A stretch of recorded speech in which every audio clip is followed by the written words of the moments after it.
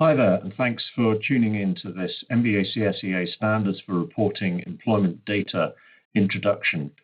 My name is Derek Walker. I'm the MBA CSEA Standards Consultant, and I'm going to spend around about half an hour explaining the basic components of the standards and why it's important to understand how they can be used to help admissions officers, careers, and other staff within business schools. So what I'd like to do today is to help you understand the basic components of the standards, why they're important, how they were developed, so that you can increase your understanding of data in employment reports and implications for prospective students and explain them to those students during your work.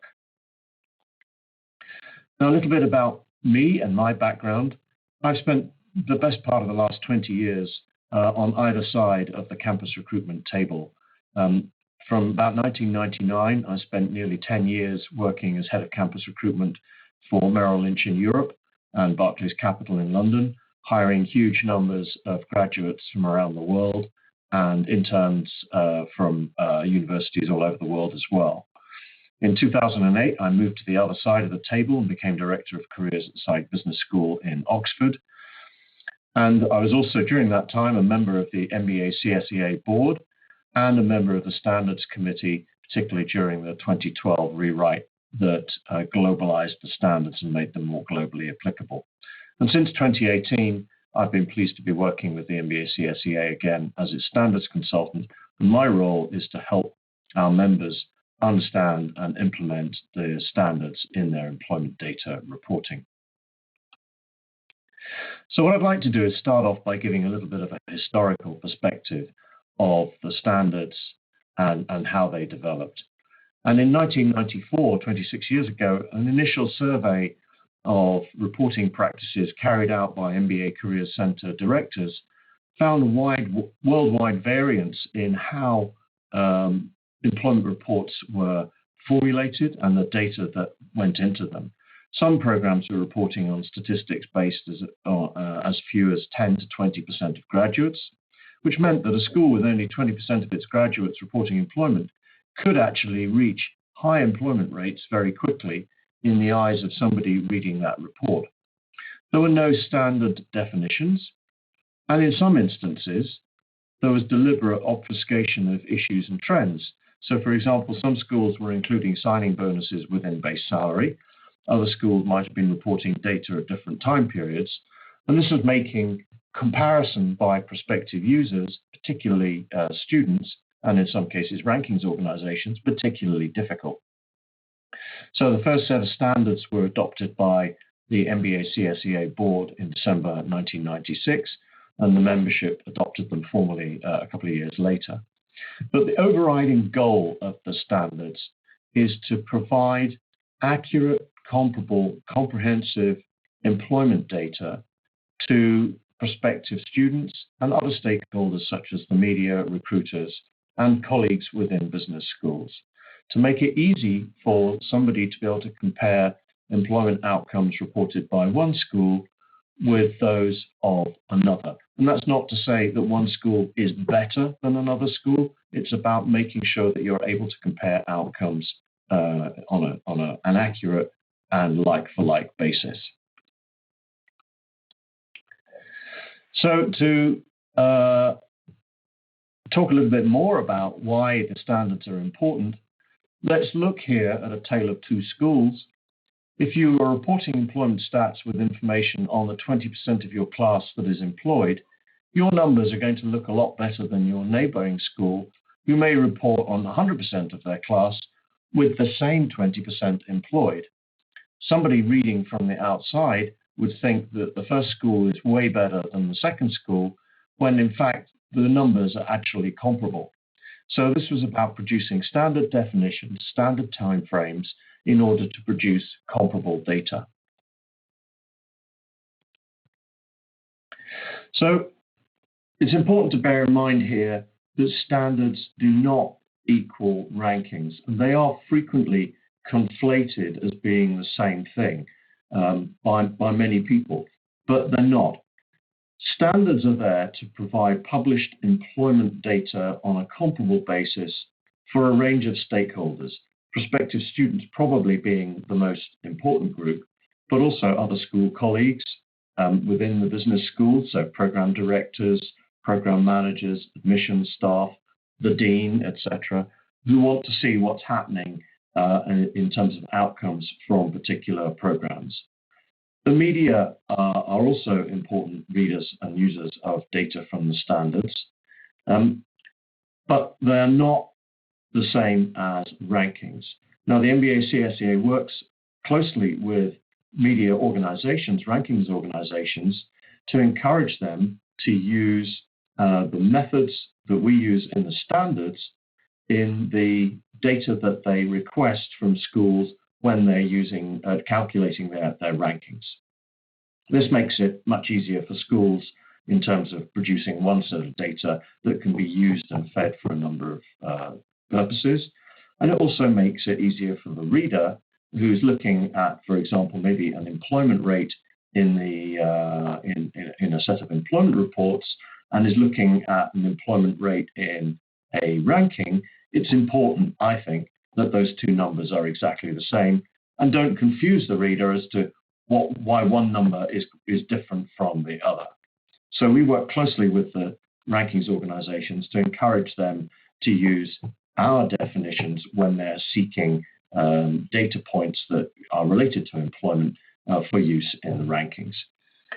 The standards also provide the format of data that the schools are uploading to the MBA CSEA employment data system, which enables them to produce peer group analysis and this type of stuff. And if you're going to aggregate data, you need to have data in a consistent format, and the standards are used to create that format.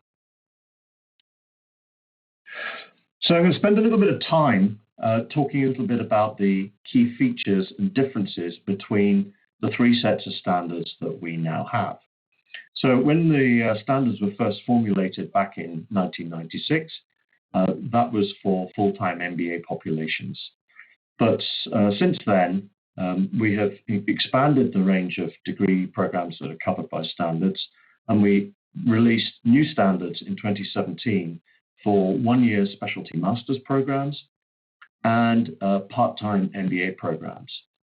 And I'm going to go through these programs in a little bit more depth so that you understand the key components of the standards and what we're asking for in each.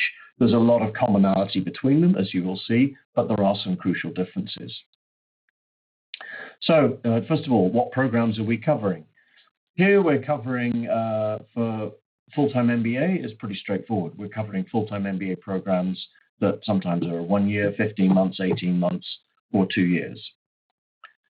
So all full-time MBA programs, whether they are given the prefix accelerated or whether they are 2 years long, are captured by those standards. Specialty master's standards cover full-time master's programs, which are usually, but not always, a year long. We're looking at on-site delivery or a hybrid program that has a 40% maximum content delivered online in normal circumstances. And the specialty master's standards require that a separate report per program is produced, because clearly it wouldn't make sense to aggregate an accounting program employment data results with those from a business analytics program. So you need to do a separate report for each program. And then we have the part-time MBA, and typically this refers to programs that are often prefixed with the word evening, weekend, working professional, that could be delivered either in person or online, or a hybrid of in-person and online. But I think it's important to be clear that this is not including executive MBAs. And it's up to each school to determine precisely the dividing line between their part-time programs and their executive programs. But as a broad guide, if your average age of program participants is under 30 and they have probably less than 7 to 8 years professional work experience on average, then that would not normally fall into the definition of an executive program and would probably be a part-time program.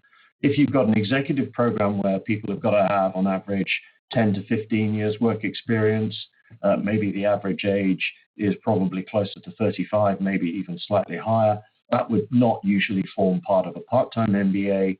That would be regarded more as an executive MBA and therefore shouldn't be reported on.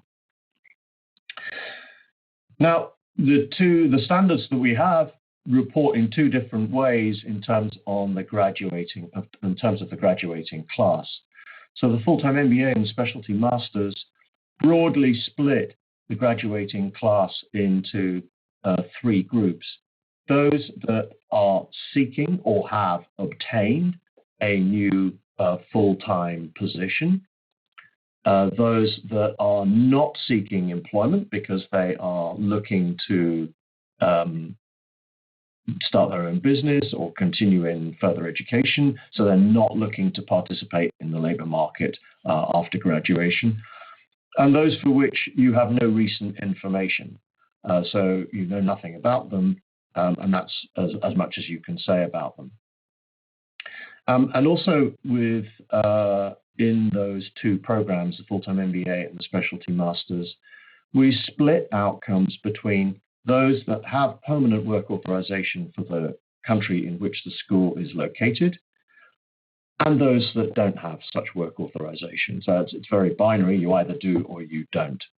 And that's to help students who might be coming from abroad to understand the range of options, the range of outcomes that typically might be available to students who don't have permanent work authorization for the country in which the school is located. The part-time MBA looks at a snapshot of status and therefore treats the class differently. So it looks at four or five main outcomes: whether the students are employed, whether they're unemployed, whether they're starting a new business, whether they've left the workforce, maybe to travel or whatever, and again, when we have no recent information. So we're looking at a slightly different thing here because, of course, most part-time MBA students are already working and working during the course of their program. So then what are we actually measuring? For the full-time MBA and specialty masters, we measure both offers and acceptances at graduation and at a point after graduation. So for the full-time MBA, we look at the point 3 months after graduation. The specialty masters, we look at the point 6 months after graduation. For the part-time MBA, it's a little bit more simple. We just look at the graduate status 4 months after graduation. So it's a straight snapshot. What are they doing? What is their employment status?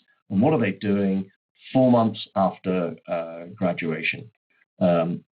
There's no splitting into seeking or not seeking, and there's no split between what happens at graduation and what happens 4 months later.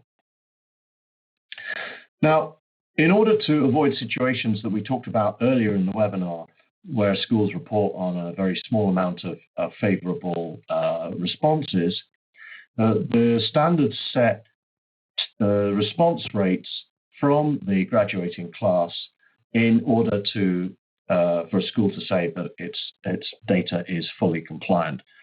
And those response rates are 85% for the full-time MBA. So the target is that you get a response from 85% of your class, so that you only have no information on a maximum of 15% of the graduates. For the specialty masters, the target is a little lower. It is 75%. And for the part-time MBA, it is 70%. But what you can see here is that in order to be able to say your data is fully compliant with the standards, schools need to get responses from well over half of their classes in order to make sure that the data that they produce and publish to prospective students, etc., has some degree of validity and is based on the majority of students responding. When we're looking at the type of offer that we are counting within the various standards.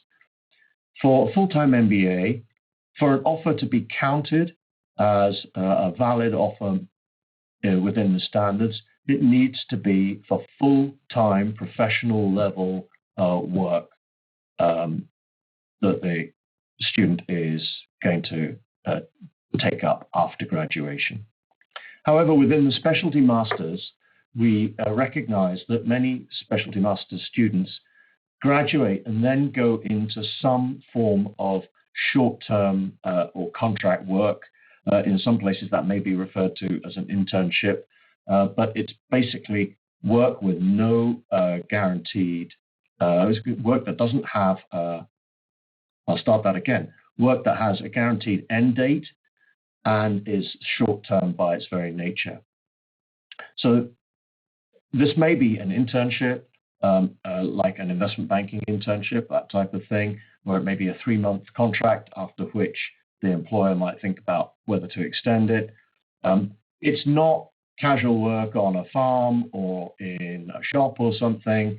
It does need to be to professional level, but it needs to, but it would be short-term rather than a full-time permanent offer.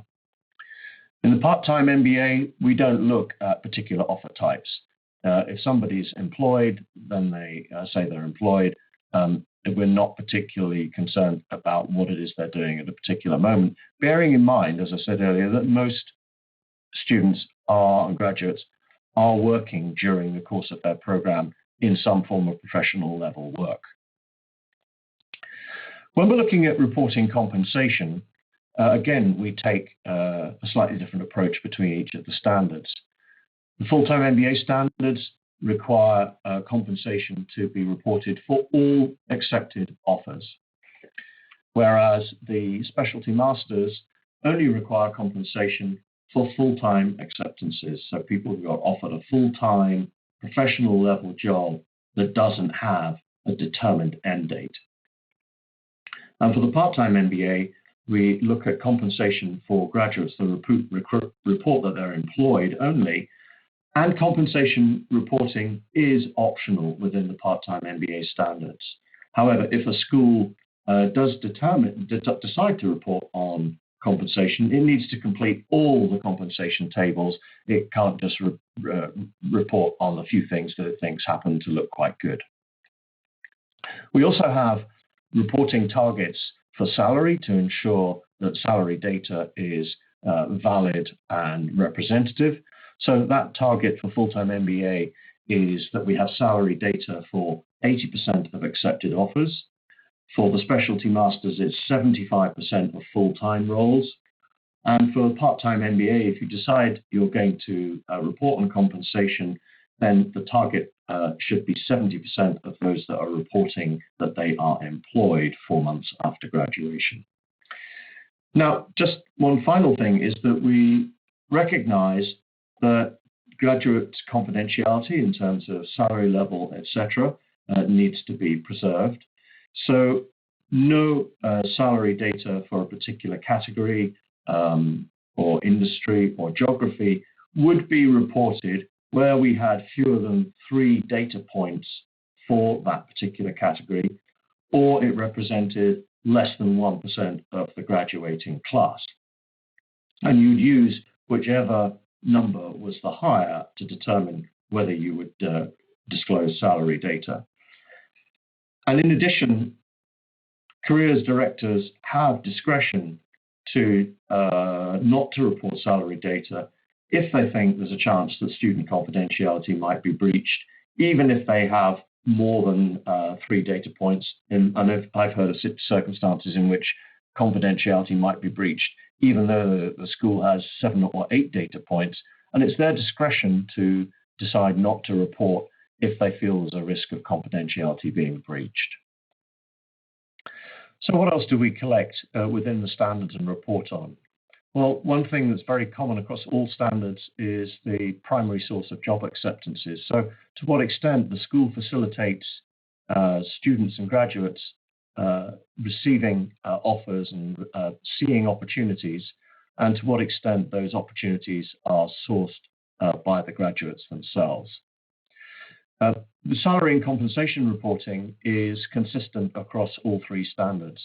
So generally, we will look at a range of functions, industry, region, sub-region, undergraduate, and professional experience. And for each of those categories, we will report the mean salary, the median salary, the high and the low, subject to the confidentiality constraints I talked about earlier. And there'll also be reporting on base salaries, excluding bonuses and other compensation, and signing and starting bonus. So this data is pretty comprehensive and can give prospective students a lot of intelligence about the likely range of outcomes that might be available to them if they got a place at the school and pursued a particular career across a particular industry, in a particular function, and in a particular geography. The footnotes in the standards report on the percentages that I talked about earlier in terms of what has been the response rate and the level of salary information that's been made available, and any particular graduation dates that the report covers. And for the full-time MBA and the specialty masters, it would also report on job offers rescinded by employers or reneged by students.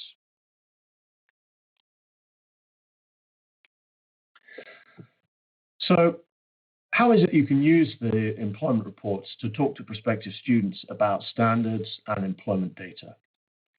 Well, let's bear in mind, first of all, that employment reports are essentially fact-based historical statements of outcomes, and they're designed to give the reader a good sense of what might reasonably be expected in terms of an outcome, depending on the background, etc., of the individual student. Now, what it's important to bear in mind, though, is that employment reports do not represent probabilities of outcomes for individual students. Now, this is an error I see frequently made by some prospective students, in that they look at a set of outcomes and think, oh, that means there's a 15% chance that I, as an individual student, can end up in this particular geography or in this particular industry earning this amount of money.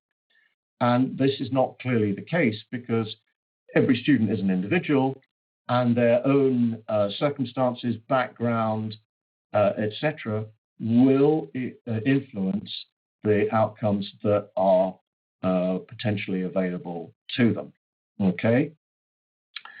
I think the other thing I've seen quite a lot is that many prospective students misread the compensation reports, and probably 90% plus of them assume that they will receive at the very least the average salary, and probably that many of them will be in the top quartile. Now, clearly only 25% of the students are going to be in the top quartile, and every year 75% of the class isn't. So it's important that you can help prospective students understand the data and help ensure that they don't just focus on the top 10% of outcomes, thinking that that's where they all will be, because the reality is that that's not going to be the case.